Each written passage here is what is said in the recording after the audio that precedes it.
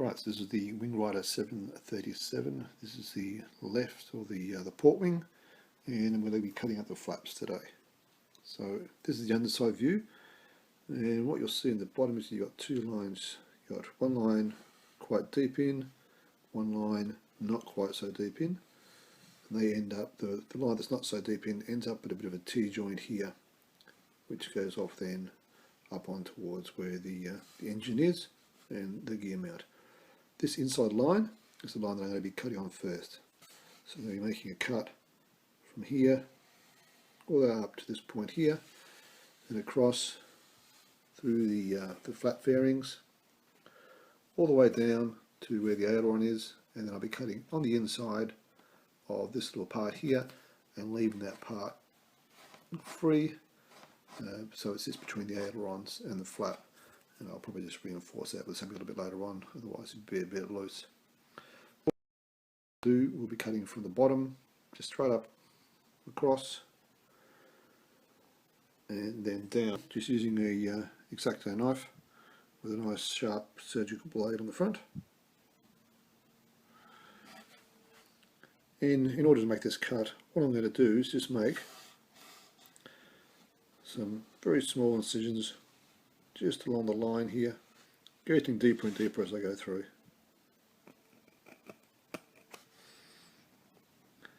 So make sure you get the centre of the line,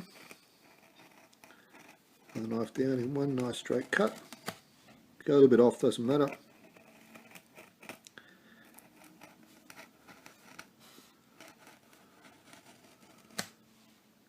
You just follow your line through. Deeper as you go with each cut. Don't try and cut too deep to start with, because it's very hard to correct if you make a mistake at that point. There we go. So now all the way through at the back, the trailing edge. Just need a little bit more at the front.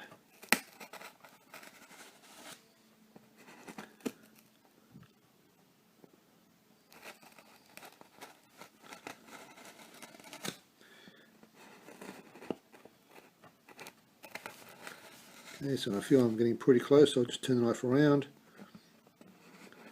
go back in the other way, so I can get that nice cut right up into the corner there.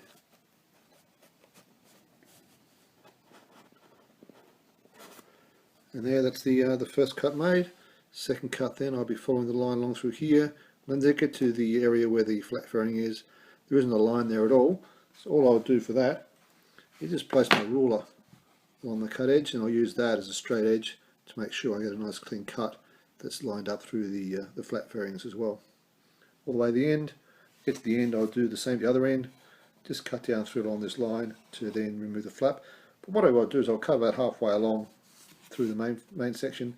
Then I'll cut the section out here so that both ends are cut out, so there's no danger of breaking off this little bit when I do my final cuts at the other end.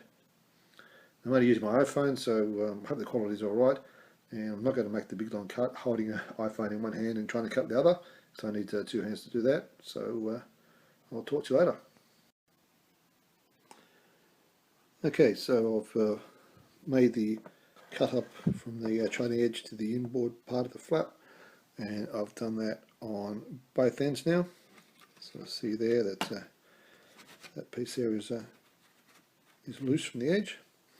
Now, as I'm cutting this line along through here, what I found was if I put my straight edge, hard straight edge against the where I wanted to cut, then ran the knife along that, that gave me a nice straight cut.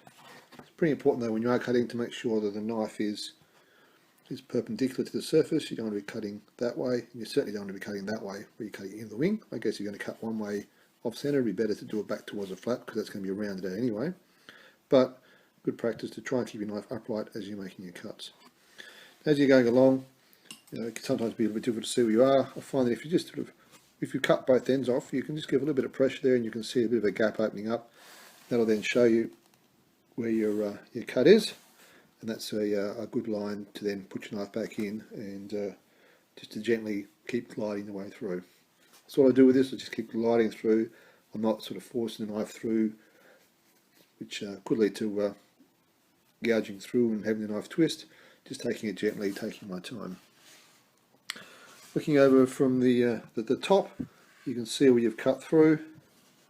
And you can see I've cut through right into the corner, but I haven't come through at this point yet. Getting to the other end, you can see, okay, yep, I've cut through all the way from the trailing edge through to the leading edge of the flap, but still a little section there I haven't cut through, so I'll get on with that now, and then I'll continue cutting through the whole way through. And you can sort of see here that when you're taking it off, this is the rear section of the spoiler here.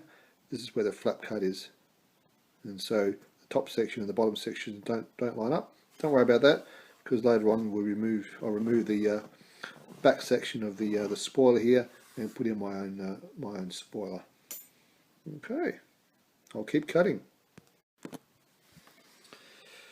Okay, so I've just finished making my last cut, and now it's time to take the flap out.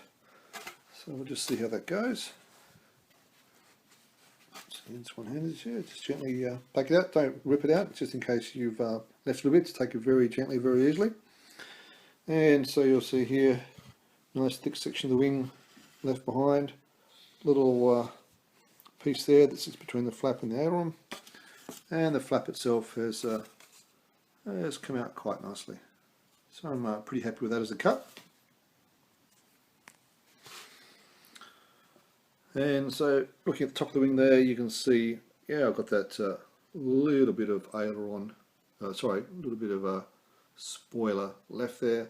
I'll be cutting that way a bit later on and replacing that with a probably 1/32 ply, as everyone else has done. So that's the outboard flap. That's pretty easy. The inboard flap, that's where it gets a little bit trickier. You've got to take a little bit more care. And the reason for that is, of course, you've got these two little pieces here. This section here and this section here that needs to be left in. And then in between that, you've got the inboard spoiler. So to cut these sections out, the way I do this is I make a cut down through here, very shallow cut around the back edge, and then turn the wing up on its side. What I'll do here on the inboard one is just mark out with my pencil roughly the thickness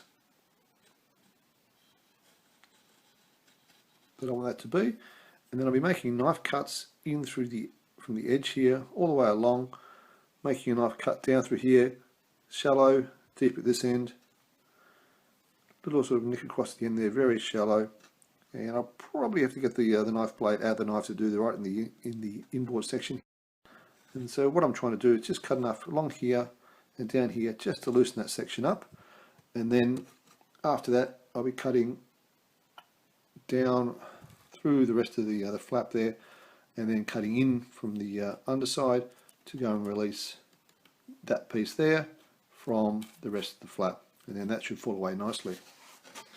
For the inboard section, a little bit harder because you can't come in from the side.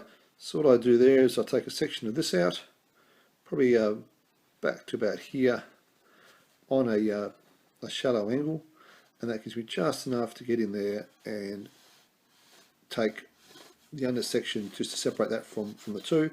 And then of course you've got to then cut in from the underside just deep enough to get rid of that, cutting across through here, through the surrounds there for the undercarriage mount, and then down in sort of through here,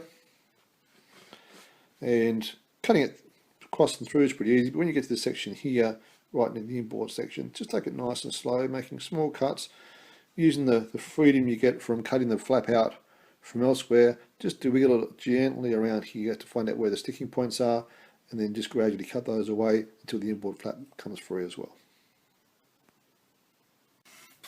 Okay, so I've cut the inboard section out here, so I've cut down through there, cut in there, and a little bit hard to see, but I've cut back in through there as well.